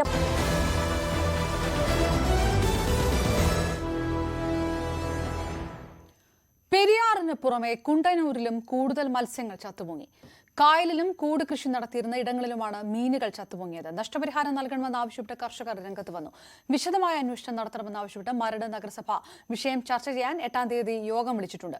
പെരിയാറിൽ വിഷവാതക സാന്നിധ്യം സ്ഥിരീകരിച്ച കുഫോസിന്റെ റിപ്പോർട്ടിനെ തുടർന്ന് കൂടുതൽ നടപടികൾക്കും സാധ്യതയുണ്ട്. പെരിയാറിൽ മത്സ്യങ്ങൾ ചത്തുപൊങ്ങിയ സംഭവത്തിൽ വിവിധ അന്വേഷണ റിപ്പോർട്ടുകൾ തമ്മിൽ അന്തരമുണ്ടെങ്കിൽ പരിശോധിക്കുമെന്ന് മന്ത്രി P. രാജീവ്. കൂടുതൽ പരിശോധന വേണമെങ്കിൽ നടത്തും. വീഴ്ചകളുണ്ടെങ്കിൽ നടപടി ഉണ്ടാകുമെന്നും P. രാജീവ് പറഞ്ഞു. ഉഷ്ണതരംഗം കേരളത്തിലെ നെല്ല് ഉൽപാദനത്തിൽ കുത്തനെ ഇടിവുണ്ടാക്കിയതായി കണക്കുകൾ. കഴിഞ്ഞ തവണത്തെക്കാൾ 30% ഉൽപാദനമാണ് ഇത്തവണ കുറഞ്ഞത്. പല പാടശേഖരങ്ങളും കൊയ്ത്തുപോലും ഉപേക്ഷിച്ചു. കാർഷിക രംഗത്തെ നിലവിലെ പ്രതിസന്ധിക്ക് പുറമെയാണ് ഈ തിരിച്ചടി. കനത്ത ചൂടിൽ ഉൽപാദനം ഗണ്യമായി കുറഞ്ഞെന്നാണ് കണക്കുകൾ വ്യക്തമാക്കുന്നത്. 2022-23 7,31,182 മെട്രിക് ടൺ നെല്ലാണ് സംഭരിച്ചതെങ്കിൽ ഇത്തവണ അത് 4,99,768 മെട്രിക് ടണ്ണായി കുറഞ്ഞു. 30% കുറവാണ് രേഖപ്പെടുത്തിയത്. സീസണിൽ ഏക്കറിന് 25 മുതൽ 30 ക്വിന്റൽ വരെ നെല്ല് ലഭിച്ചിരുന്നിടത്ത് ഇത്തവണ അത് 15 ക്വിന്റലായി കുറഞ്ഞു. 20 ക്വിന്റൽ നെല്ലെങ്കിലും ലഭിച്ചാലേ ഉൽപാദന ചിലവ് കർഷകന് ലഭിക്കൂ. വിളവ് മോശമായതോടെ നിരവധി കർഷകർ പാടശേഖരങ്ങളിൽ കൊയ്ത്തു നടത്താതെ ഉപേക്ഷിച്ചു. ഇതുവരംഗം മൂലം കൃഷിക്കാർക്ക് ഏറ്റവും വലിയ കനത്തയാഘാതമാണ്. അതായത് ഒരേക്കറിൽ 50,000 രൂപ 45,000 രൂപ ചെലവഴിച്ചെടുത്ത് ഒരു 3,000 രൂപ പോലും കിട്ടാത്ത അവസ്ഥയിലാണ് കൃഷിക്കാരെത്തിയിരിക്കുന്നത്. പല പാടശേഖരം കോട്ടയ സൈഡിലുണ്ട്, കുമരമുണ്ട്, തിരുവാർപ്പുണ്ട്, ചിന്നത്തലയുണ്ട്, മാന്നാറുണ്ട്, പല പാടങ്ങളിലും കൊയ്യാ കിടക്കുന്നില്ല. അത് കൊയ്തിട്ട് കാര്യമില്ല. കൊയ്തിട്ട് 1 മണിക്കൂർ ഒരു കിൻഡൽ ഒരു ടാങ്ക് നെല്ല് നിറയേണ്ട സ്ഥാനത്ത് 20 മിനിറ്റ് കൊണ്ട് നിറയേണ്ട സ്ഥാനത്ത് 3 മണിക്കൂർ 4 മണിക്കൂർ കൊയ്താൽ നിറയത്തില്ല. നിറഞ്ഞു വരുന്ന വലിയ പതിരായിട്ടാണ് വരുന്നത്. പിന്നെ കൊയ്ത്തുകൂലി കൊടുക്കാൻ പോലും കിട്ടാത്ത സാഹചര്യത്തിൽ പല പാടങ്ങളും കൊയ്ത്തുപേക്ഷിച്ചിരിക്കുകയാണ്. കുട്ടനാട്ടിൽ നിലം പാട്ടത്തിനെടുത്താണ് വലിയ വിഭാഗം കർഷകരും കൃഷി നടത്തുന്നത്. ഏക്കറിന് 25,000 പാട്ടത്തുക. ഇത്തരം കർഷകരാണ് ഉഷ്ണതരംഗത്തിൽ കൂടുതൽ തിരിച്ചടി നേരിട്ടത്. 2022-23 ഒന്നാം വിളയിൽ നെല്ലുൽപാദനം 2,26,619 മെട്രിക് ടൺ നെല്ലും രണ്ടാം വിളയിൽ 5,04,563 മെട്രിക് ടൺ നെല്ലുമാണ് സംഭരിച്ചത്. എന്നാൽ ഈ വർഷം ഒന്നാം വിള സീസണിൽ 1,53,862 മെട്രിക് ടണ്ണും രണ്ടാം വിള സീസണിൽ 3,45,906 മെട്രിക് ടണ്ണുമായി സംഭരണം കുറഞ്ഞു. ഉൽപാദന കുറവിന്റെ പ്രധാന കാരണം കനത്ത ചൂടാണെന്ന് സപ്ലൈകോയും സ്ഥിരീകരിക്കുന്നു. നിലവിൽ പ്രതിസന്ധി അനുഭവിക്കുന്ന കർഷകർ നേരിടുന്ന പുത്തൻ തിരിച്ചടിയിൽ നിന്ന് കരകയറാൻ സർക്കാർ സഹായം ലഭ്യമാക്കണമെന്നാണ് കർഷകരുടെ ആവശ്യം. കാർഷിക മേഖലയിൽ വലിയ പ്രതിസന്ധി നിലനിൽക്കുന്നതിനിടയിലാണ് പ്രകൃതി ഉഷ്ണതരംഗത്തിന്റെ രീതിയിൽ കർഷകരെ ചതിച്ചത്. പല പാടശേഖരങ്ങളും പുഞ്ചകൃഷിയുടെ വിളവ് കൊയ്തെടുക്കുക പോലും ചെയ്യാതെ ഉപേക്ഷിക്കുകയാണുണ്ടായത്. ക്യാമറമാൻ പ്രശാന്ത് മംഗലശ്ശേരിക്കൊപ്പം കുട്ടനാട്ടിൽ നിന്നും ശരണ്യ സ്നേഹജൻ, ന്യൂസ് 18. തൃപ്പൂണിത്തുറയിൽ അമ്മയെ പുറത്താക്കി മകൾ വീട് പൂട്ടിപ്പോയ സംഭവത്തിൽ ഇടപെട്ട നാട്ടുകാർക്കെതിരെ പോലീസ് കള്ളക്കേസ് എടുക്കുന്നതായി പരാതി. വീടിന്റെ വാതിൽ പൊളിച്ച് അമ്മയെ അകത്ത് പ്രവേശിപ്പിച്ച CPM പ്രവർത്തകർ ഉൾപ്പെടെ നാട്ടുകാരായ 50 പേർക്കെതിരെയാണ് ഭവനഭേദനം, മോഷണം ഉൾപ്പെടെയുള്ള ജാമ്യമില്ലാ വകുപ്പുകൾ ചുമത്തി മരട് പോലീസ് കേസെടുത്തത്. CPM നേതൃത്വത്തിന്റെ നിർദ്ദേശത്തോടെയാണ് കള്ളക്കേസെന്നാണ് ആരോപണം. കേസെടുത്തതിൽ പ്രതിഷേധിച്ച് CPM ബ്രാഞ്ച് അംഗങ്ങൾ പാർട്ടി പരിപാടികളിൽ നിന്നും വിട്ടുനിൽക്കുകയാണ്. വാർത്ത റിപ്പോർട്ട് ചെയ്ത ന്യൂസ് 18 ഉൾപ്പെടെയുള്ള മാധ്യമങ്ങൾക്കും പോലീസ് നോട്ടീസ് അയച്ചിട്ടുണ്ട്. സരോജിനി അമ്മയെ വീടിന് പുറത്താക്കിയ വാർത്ത ആദ്യം റിപ്പോർട്ട് ചെയ്തത് ന്യൂസ് 18 ആണ്. ഒരാളെ സഹായിക്കാൻ, ഒരു വയോധികയായ ഒരു മാതാവിനെ സഹായിക്കാൻ എത്തിയ നാട്ടുകാർക്കെതിരെ ഇത്തരത്തിൽ കള്ളക്കേസ് കൊടുക്കുന്നത് എന്നൊരു കാര്യമാണ് ഇവർ പ്രധാനമായും ഉന്നയിക്കുന്നത്. അന്ന് ഈ സംഭവം നടക്കുമ്പോൾ ദൃക്സാക്ഷിയായിരുന്നതും പിന്നീട് കേസിലും കൂടി ഉൾപ്പെട്ട ഈ സമീപവാസി നമ്മളോടൊപ്പം ചേരുന്നുണ്ട്. ചേട്ടാ, അന്ന് എന്ത് കേസായിരുന്നു ചേട്ടനെതിരെ എടുത്തിരുന്നത്? വീട് കുത്തിപ്പൊളിച്ച് അകത്ത് കയറി അലമാരി തുറന്ന് അതിനകത്ത് നിന്നും സ്വർണം മോഷ്ടിച്ചെന്ന് പറഞ്ഞ രീതിയിലാണ് എന്നെ കേക്ക്. അവർക്ക് എന്നോടുള്ള ദേഷ്യം അവരുടെ അമ്മേനെ എൻ്റെ വീട്ടിലാണ് താമസിപ്പിച്ചത്. ഇവിടെ വന്നിട്ട് വീട്ടിലഞ്ഞിട്ട് 10 ദിവസം എൻ്റെ വീട്ടിലാണ് നിന്നത്. ആ ദേഷ്യം തീർത്തേക്കണം എന്നോട്. ഞാൻ ഈ കാലത്തും വൈകുന്നേരവും പാർട്ടിയുടെ ലോക്കൽ സെക്രട്ടറിനെ വിളിക്കാറുണ്ട്. ഈ വന്ന് 2ാമത്തെ ദിവസം തുടങ്ങി വിളിക്കണേന്. കാരണം ഈ അമ്മ വീട്ടിൽ വന്നതിന് ശേഷം ഞാൻ എന്തെങ്കിലും തീരുമാനം ഉണ്ടാക്കാൻ പറഞ്ഞിട്ട് വിളിക്കണേ. വിളിക്കുമ്പോൾ എല്ലാ ദിവസവും പറഞ്ഞത് ചർച്ച നടക്കണേന്ന് പറഞ്ഞു. ഇവിടെ ഡ്യൂട്ടിക്ക് വന്ന ആൾക്കാരാണ് പറഞ്ഞത്, നിങ്ങൾക്കെതിരെ കേസ് എടുത്തിട്ടുണ്ട്, നിങ്ങൾ പറഞ്ഞ എന്നെ വക്കീലെ കണ്ടിട്ട് വക്കീലെ കാണാൻ പറഞ്ഞു പോയി. ഈ ചില വ്യക്തികൾ പാർട്ടിയുടെ പിൻബലത്തിൽ ഉന്നതരിലേക്ക് ഇത്തരത്തിലൊരു കള്ളക്കേസ് കൊടുക്കാൻ പോലീസിനെ പ്രേരിപ്പിക്കുന്നു. അതിന് ഇരയാകുന്നത് ഈ കുറച്ച് നല്ലവരായ പാവപ്പെട്ട നാട്ടുകാരാണ്. എൻ്റെ അനിയന്റെ വീട്ടിലാണ് ഈ അമ്മ 10 ദിവസം താമസിച്ചത്. അപ്പം ഞങ്ങൾ പോലീസ് സ്റ്റേഷനിൽ ചെന്ന് പരാതി കൊടുത്തപ്പോൾ പോലീസുകാർ വളരെ അനുകമ്പയോടുകൂടിയാണ് ഞങ്ങളോട് പെരുമാറിയത്. പക്ഷേ ശനിയാഴ്ച ഞങ്ങൾ പരാതി കൊടുത്തു. ഞായറാഴ്ച ഈ അമ്മ അവിടെ വന്നപ്പോൾ ഈ അമ്മയുടെ മൂത്ത മോളും 2 പിള്ളേരും അവിടെ എത്തിയില്ല.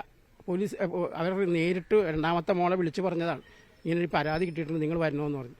അപ്പോൾ വന്നില്ല. അപ്പോൾ ഞങ്ങൾ പോലീസുകാരുടെ ചോദിച്ചപ്പോൾ പറഞ്ഞ് ഇത് പാർട്ടി നേരത്തെ ഇടപെട്ടിട്ടുണ്ട്, അവർ വരില്ല, നിങ്ങൾ നിയമപരമായി പോയിക്കൊള്ളാൻ പറഞ്ഞു. ആ അമ്മ തന്നെയാണ് കുത്തി തുറന്ന് അകത്ത് കയറിയത്.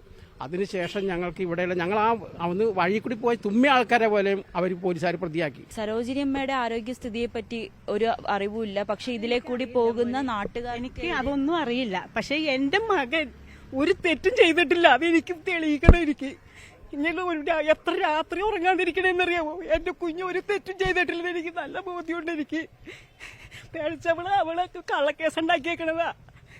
അറിയോ എന്തിനാന്ന്? ഞങ്ങളന്ന് ശിവന്റെ അമ്പലത്തിൽ നിൽക്കണായിരുന്നു. ഇവിടെ പത്രസമ്മേളനം കൂടുമ്പോ മഹാദേവന്റെ അമ്പലത്തിൽ കൊടികുത്തും ഞായറാഴ്ച കൊടിയേറ്റ് വരുന്നു. അത് തൊഴിലേച്ചും വരുമ്പോഴാണ് ഇവിടെ ആൾക്കാർ കൂടി നിൽക്കുന്നത് ഞാൻ കണ്ടത്. ഞാനും എന്റെ മോന്റെ കൂട്ടുകാരനും കൂടി അപ്പൊ തന്നെ സിനിമക്ക് പോവുകയും ചെയ്ത്.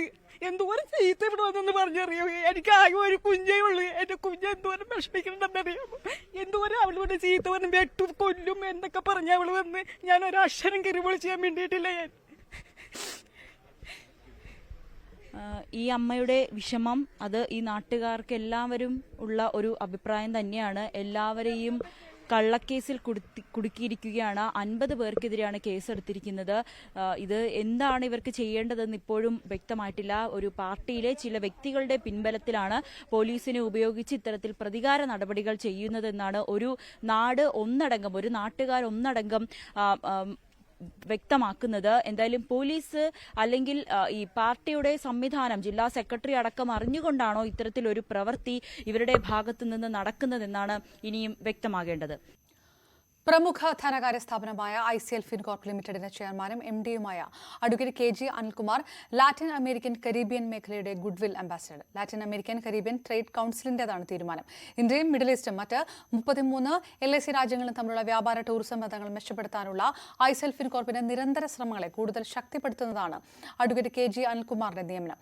അന്താരാഷ്ട്ര വാണിജ്യ ബന്ധങ്ങൾ ഊട്ടിയുറപ്പിക്കുന്നതിൽ ICL Fincorp CMD KG Anilkumar കൈക്കൊണ്ട ശക്തമായ തീരുമാനങ്ങളെ ഇന്ത്യ, ക്യൂബ തുടങ്ങിയ നിരവധി LAC ഗവൺമെന്റുകളും അംഗീകരിച്ചു. ക്യൂബയുമായുള്ള ഇന്ത്യയുടെ വാണിജ്യ ബന്ധം ശക്തിപ്പെടുത്തുന്നതിലും അദ്ദേഹം നിർണായക പങ്ക് വഹിച്ചിട്ടുണ്ട്.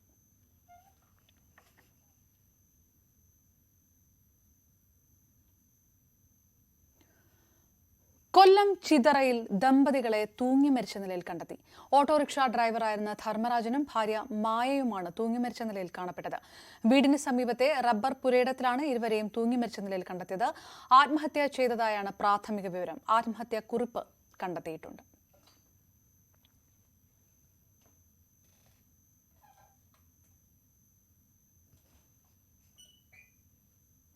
കോട്ടയം വടവാതൂരിൽ യുവാവിനെ വെട്ടിക്കൊന്നു. ചെങ്കളം സ്വദേശി അജീഷാണ് ബന്ധുവായ രഞ്ജിത്തിനെ കൊലപ്പെടുത്തിയത്. ഭാര്യയുടെ സുഹൃത്തെന്ന് സംശയിച്ചാണ് ആക്രമണമെന്നാണ് സൂചന. രഞ്ജിത്തിനൊപ്പം ഉണ്ടായിരുന്ന റിജോയെ പരിക്കുകളോടെ ആശുപത്രിയിൽ പ്രവേശിപ്പിച്ചു. തൃശൂരിൽ എച്ചിപ്പാറയിൽ വനം വകുപ്പ് ഉദ്യോഗസ്ഥർ രാജവെമ്പാലയെ പിടികൂടാൻ നാട്ടുകാരോട് ആവശ്യപ്പെട്ടെന്ന് പരാതി. ഒരു സുരക്ഷയോ മുൻകരുതലോ ഇല്ലാതെയാണ് യുവാക്കൾ പാമ്പിനെ പിടികൂടിയത്. രാജവെമ്പാലയെ കണ്ട നാട്ടുകാർ വനം വകുപ്പിനെ വിവരമറിയിച്ചു. സ്ഥലത്തെത്തിയ ഉദ്യോഗസ്ഥർ പക്ഷേ നാട്ടുകാരോട് പാമ്പിനെ പിടിക്കാൻ ആവശ്യപ്പെടുകയായിരുന്നു. നാട്ടുകാരായ 2 യുവാക്കളും ചില ബീറ്റ് ഫോറസ്റ്റ് ഉദ്യോഗസ്ഥരും ചേർന്ന് പാമ്പിനെ പിടികൂടാൻ ശ്രമിച്ചു.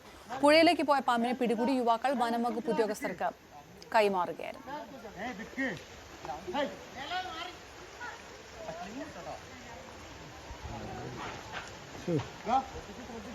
തമാശ കളിക്കില്ല.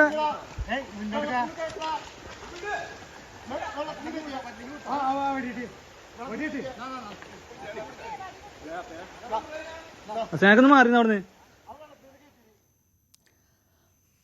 വയനാട് സുൽത്താൻ ബത്തേരിയിലെ ഏറ്റവും വലിയ ജ്വല്ലറി ഷോറൂം തുറന്ന് Kavitha gold and diamonds. Brand ambassador Fahadh ഫാസിലാണ് ഷോറൂം ഉദ്ഘാടനം ചെയ്തത്. ബത്തേരി ഷോറൂം ഉദ്ഘാടനത്തിന്റെ ഭാഗമായി നിരവധി ആനുകൂല്യങ്ങളും ഓഫറുകളും ഒരുക്കിയിട്ടുണ്ട്. ഓരോ ആഴ്ചയിലും തെരഞ്ഞെടുക്കപ്പെടുന്നവർക്ക് ഡയമണ്ട് റിംഗും ജൂലൈ 31-ന് ബമ്പർ സമ്മാനമായി മാരുതി സ്വിഫ്റ്റ് കാർ സമ്മാനമായി നൽകും.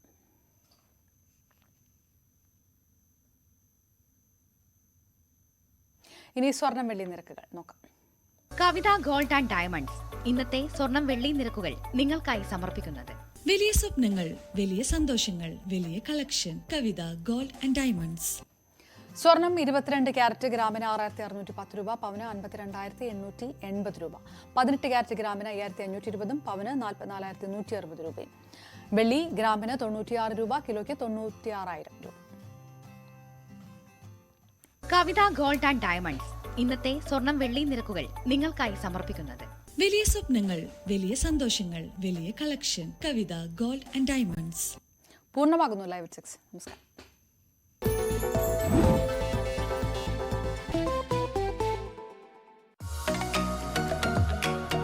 എല്ലാവർക്കും വീടൊരു സ്വപ്നമാണ്. അഴകു മാത്രമല്ല, വീടിനെ കുറിച്ച് അറിയാനും പറയാനും ഒരുപാടുണ്ട്. സ്വപ്ന വീടിനെ കുറിച്ച് അറിയാൻ ഹോം ടോക്സ്.